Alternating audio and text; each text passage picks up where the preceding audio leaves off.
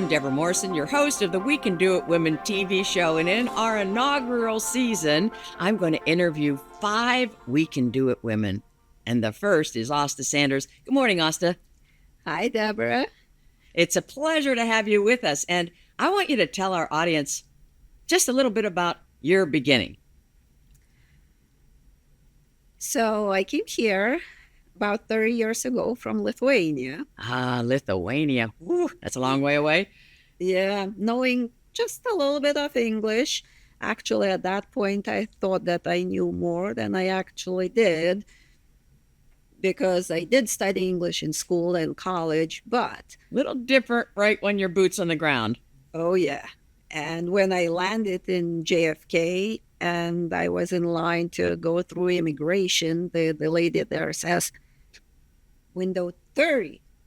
I like, oh my goodness. I thought I knew my numbers at least, but like, what number is 30? Because we learned the British English and not American English, so it was a little bit hard to understand what she's telling, but luckily she pointed, so I just went in that direction, and I'm thinking, okay, I'll just look whichever window is open, and I'll go there. Right, smart. Remind us how much money you had in your pocket. $100, and I felt very rich. Oh, yes. $100 at that time in Lithuania was probably maybe half a year's worth of salary. So that's amazing. And of course, it doesn't sound like it sounds like a small amount, but I know it was back then. Now, talk to us about how you've formulated a beginning and integrated yourself into a society where English wasn't your first language. It took a lot of work to do that. And I figured out I have to learn things quickly, and basic things which most Americans take for granted, right? I had no idea what checking account is. We never had that in Lithuania. Credit card. Yes. What you actually can buy something if you don't have money in your pocket. Isn't that interesting? Completely new thing for me. Yeah, and car insurance, really? You have to have a car insurance for your car? That was all new to me. Unbelievable. And these are things that we tend to take for granted, right? And yet, like, put ourselves in this situation where almost freaking everything was new. And you're an explorer. I know you have a wonderful spirit, and you're a quick learner. So how did you get involved in finance? Yeah, so my first job, believe it or not, was selling vacuum cleaners door to door. Probably some of you heard Kirby. So when I joined this company, they were talking and teaching us about who owns Kirby, and it was owned by Berkshire Hathaway and Warren Buffett. Of course. And they were talking about the stock and everything, and like, I had no clue what they were talking about, but I was like, I need to learn about this. So that's how I got into that. So, well, you piqued your interest, and you cut your teeth on the Omaha guru, of course, and I applaud you for that. So then transition from, you started to study about Warren Buffett, and then when did you make your first investment? That wasn't actually, yeah. I wanted to say that wasn't until I joined Merrill Lynch, but it was before that. Okay. Yeah, so I bought, my first stock was AOL. Oh, yes, of course. And you've got mail.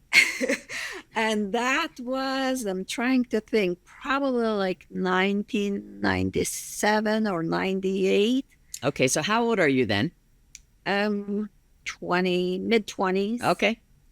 So, and as you know, that was the good time when all technology stocks were on the upswing. So I was, seeing, going up and up, and I'm like, oh, what do we do now? Exactly. do I keep it? Do I sell it? And I believe I sold it at that time. Uh-huh. But so that was my first investment. So how did you get involved with Merrill Lynch? So that was my next career track, because I did study economics in Vilnius University, and it was kind of natural progression. And also I like entrepreneurship. As a little girl, I would go to the woods, pick berries, like big bucket, and then take it to the market, sell it. So I have my own money. We didn't have such a thing as allowance in Lithuania. So if you wanted money, you made your own money. Good for you. How entrepreneurial. Exactly. So that's why, I wanted to learn. I wanted to make my own money. And especially also what I noticed that as I was here more years, that a lot of Americans, they knew what checking account is and credit card and so on, but they really did not have a lot of knowledge about finance. Yes. So I figured, okay, so I learned a lot of things. Why not help other people too, the ones who, maybe didn't have opportunity or, to learn from their parents, or as we know, they don't teach these things in school. They don't. Here, so they don't. Now, if you're wondering, you're no longer wondering. She's a We Can Do It woman, comes to the country, learns the language, learns finance, and says other people need to learn too. I just so commend you. What a great spirit and such a way of giving back. So then you went to Merrill Lynch and you were selling product. Talk to us about that trajectory.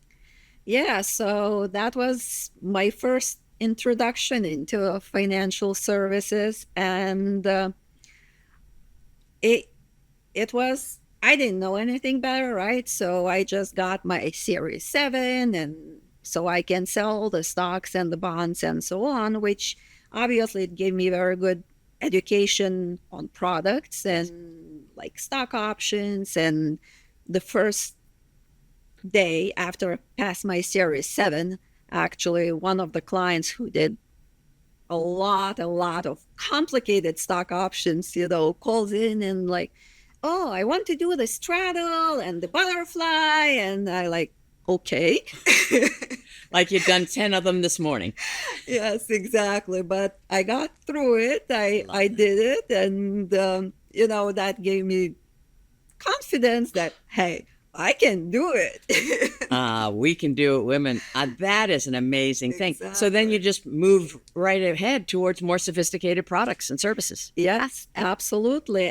But what I felt that, next step should be for me, I really wanted to learn more on the financial planning side. Absolutely. And that's when I went to management, and I was like, I want to take certified financial planning course. And all right, now we're holding that thought, because what a great trajectory. And we're going to take a quick station break, and we'll be right back to explore how she excelled in management.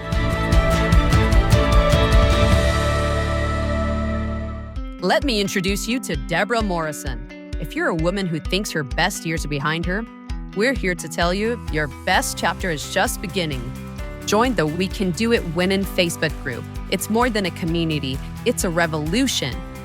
Reclaim your dreams, master your finances, and unleash your potential. We're just getting started. Join now, and let's make the rest of our lives the best of our lives. We can do it, women. Join us today. Welcome back to the We Can Do It Women show, and Asta Sanders, my esteemed guest. And we were just talking about you're at Merrill Lynch and you're now getting your certified financial planner designation. So catch us up.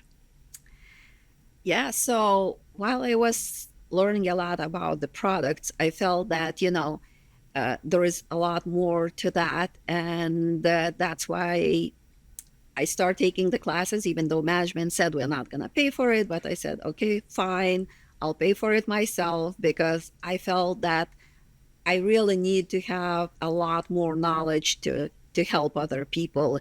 So I went through the courses. Wow. I took my exam. I passed it the first time, which I was very happy because only later I found out only 50% passed it the first time. You're right. Congrats. Yeah, so, and then I was like, okay, now I can really help people a lot more than I did before.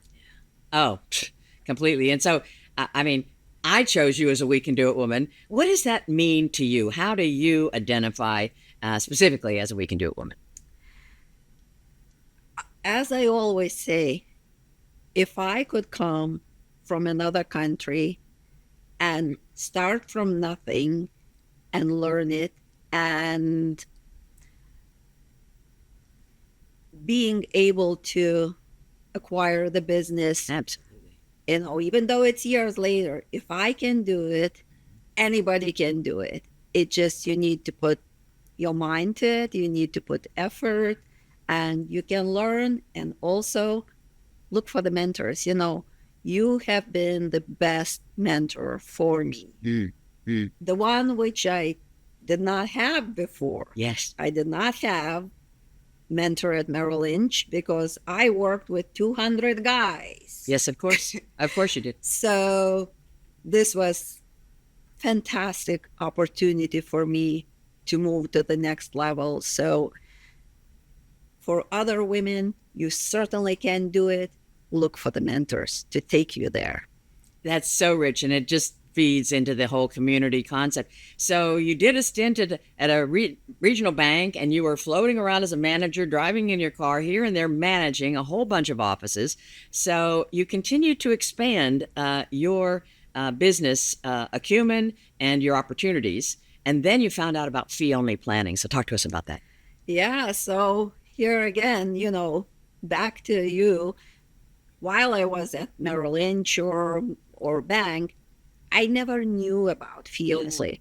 I thought, okay, that's what everybody does, sells commission products. Exactly. And the only thing which I should say, because even though when you sell commission products, most of the time the management, they don't care who you sell to. Is it good for them, not good for them? The bigger your number, commission number, the better it is. That was it. I have different take on it. I never could sell anything to other people if it's not suitable for them. So I was at the bank in 07, 08. So as you can imagine, Great recession. the sales were slow. So my manager sits down with me and he's like, you need to sell more annuities, because the commission is, 6-7%. So it helps the bank, right? And I looked my manager in the eyes and I told him, if that was your mother sitting in front of me, do you want me to sell that annuity to her, regardless if it's good for her or not? I mean, I just want you to catch this. The manager has judicious. He's judicious, and he has her as his supervisee, and he's telling her to sell some, and she has the guts to stand there and eyeball him and say, "If it's your mom." And so, what did he say? What a gutsy move! First of all, I commend you. What did he say? He didn't say anything. Yeah, no, speechless. All right. Well, you had your that didn't that kind of give you your walking papers? You're like, all right, I'm not going to be pressured to do stuff that's not authentic and in the business suitable, like right for the client. And so you had that firmly in your mind, and I commend you for standing up to your supervisor. Congratulations. Yeah, integrity has always been most important thing to me. Right. It was back then, it is right now. I think that's something that defines who I am. I couldn't agree more. So you found out about fee only, and you applied at my firm, and I immediately saw your brilliance and said, yeah, absolutely, come aboard. And Asta and I worked together for 5 years, and it became such a reliable relationship because I knew that you were always eager to learn. And it was kind of fun to mentor you and see you pick up and run around the base paths with something, just a little bit of a nugget. And now you've moved into buying my business and running it very successfully, and I commend you heartily. So just give us a couple of nuggets about some of the interesting strategies, because you've expanded from the CFP to get a couple of other designations. Talk to us about how these what they are and how they help your clients. Yeah, so once I joined you, which was fee-only practice, one area which I really felt that I need more knowledge was taxes. Yes. Because while I was at Merrill Lynch and at the bank, we never looked at people's taxes. That's We right. we never thought, okay, if I sell this or buy that, what will client pay on April 15th? Absolutely. That never occurred our mind, and you were not allowed to give tax advice. Exactly. But as you know, taxes and investments, they go together. You can't do one without the other one. Exactly. Unless you want to give 30% to the IRS, Right. you know? So I felt that getting enrolled agent designation, it's crucial, because as an enrolled agent, you take courses on business and personal taxes.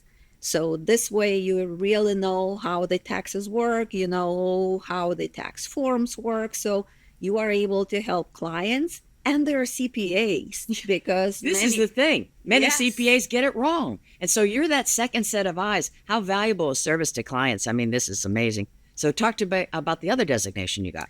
Yeah, and then I also decided to become certified private wealth advisor. Beautiful. This designation really, first of all, you know, it's administered by Investments and Wealth Institute, which is taught by Yale School of Management. So this designation, you can't even take it unless you have 5 years of experience serving high net worth clients. Perfect. So I learned so much about different business techniques and estate planning techniques and stuff like that, which, you know, really helps my clients to Take advantage of all the opportunities out there. I mean, unless you know the tax code and are current with the tax code, because it changes, then your clients are really like, you know, putting their money in a leaky bucket. And so that kind of helps you, it helps you stop up the leaks and continue to enhance your client's wealth. I commend you. We are going to get into some of the more sophisticated strategies, and there are some really sexy strategies to save you groups of zeros, and Asta's all over them like white on rice, and her clients are benefiting because of it. So we're just going to tease you now and come back after this station break for some specifics. Stay with us.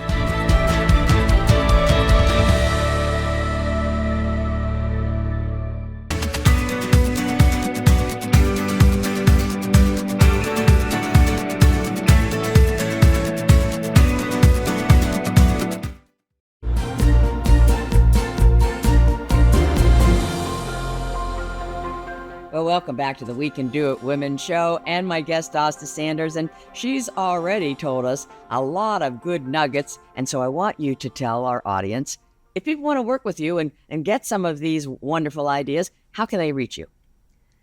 you can call me. I still pick up my phone. There you go. You're not going to get the robo answer.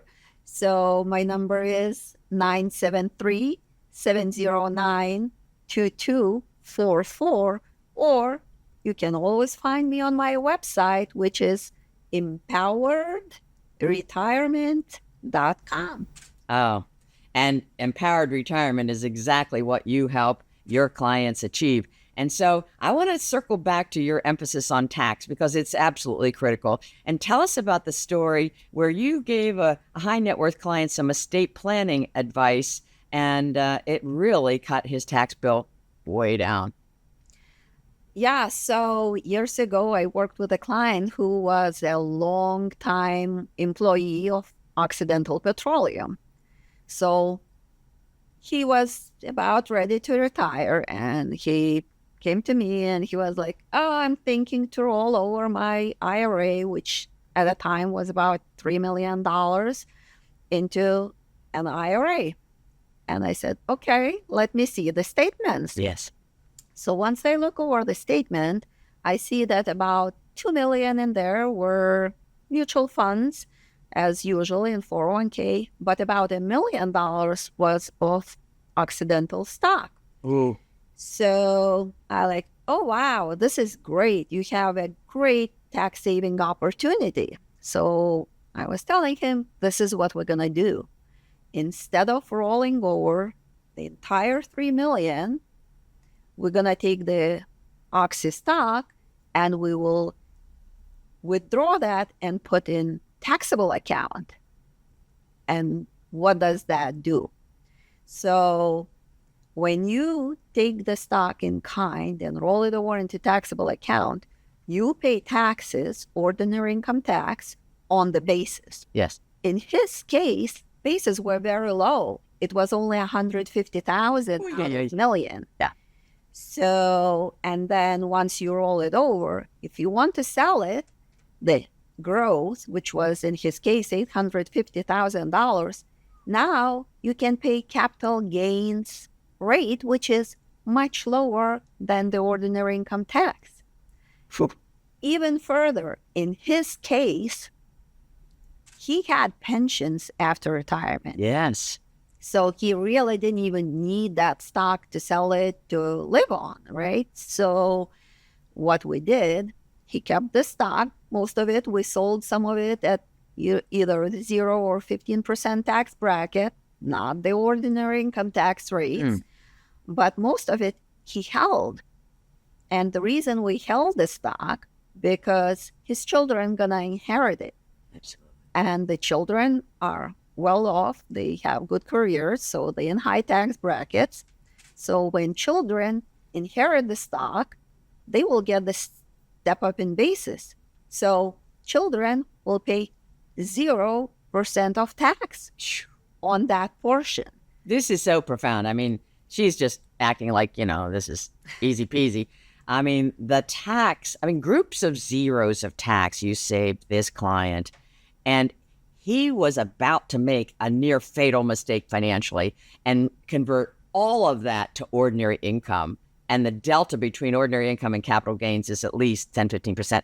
Amazing. On that amount of money, amazing. I can't think that he's not going to be telling every single person in his community and, retaining you for life, as I'm sure all the clients do. So tell us also about another client that you also gave great tax advice to. This is really saving people a lot of money. You see people get caught up in, what did my quarterly return look like compared to the Standard & Poor? How about we save clients hundreds of thousands of dollars in tax? How about that? Yes, absolutely. So I had a high earner, W-2 earner, which is a lot more difficult to save on taxes for Yes. high earners. But there are still strategies which most, people would say, oh, but I have a CPA. But CPAs, what they do, you go, in January after you got your tax forms, they put in the tax return and they say, okay, you owe $300,000. Exactly. That's pretty much what most of the time happens. What I do planning in advance before December 31st. That's what's going to matter on April 15th. Financial planning. Okay. It's the plan that all the brokers seem to skip over. So this planning resulted in how much savings for the client?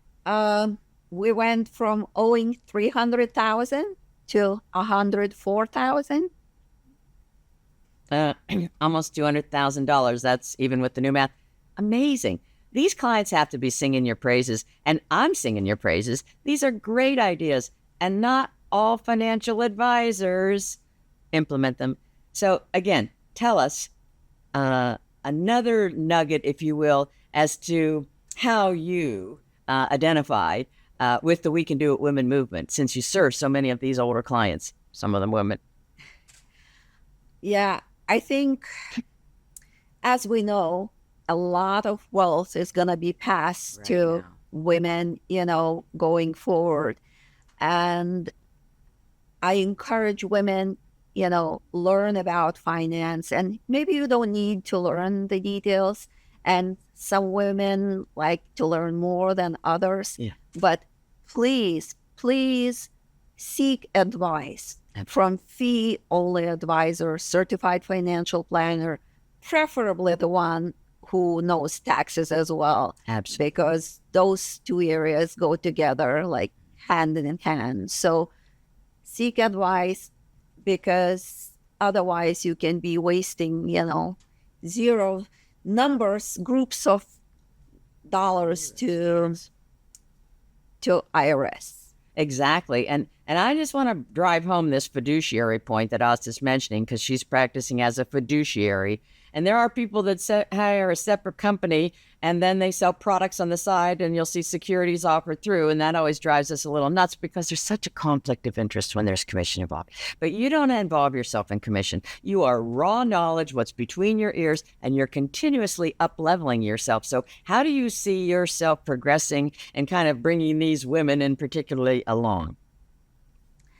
So every single client that I meet, we start with financial plan. We go through everything, and just going through the process really opens up people's eyes, to maybe what they have not been doing and what they should be doing. And, I'm there to hold their hand and help them, to get over hurdle. Maybe some of them never did the budget. They don't even know, where the spending level is or anything. Or even more so, the financial planning side, the estate planning, like it's so many opportunities, especially like I manage a lot of multi-generational wealth. So by working with parents and children and sometimes grandchildren, you really can meld that together and optimize it for generational wealth, So instead of family wasting, hundreds of $1,000s giving to IRS, they can, Keep it at home. Keep it at home. So this is really an empowered retirement expert. So tell us again, how can clients reach you and work with you? They can always call me, 973-709-2244, or go on my website, empoweredretirement.com. And you have given women around the United States empowered retirements with your expertise. I applaud you. Thank you so much. Thank you, Debra.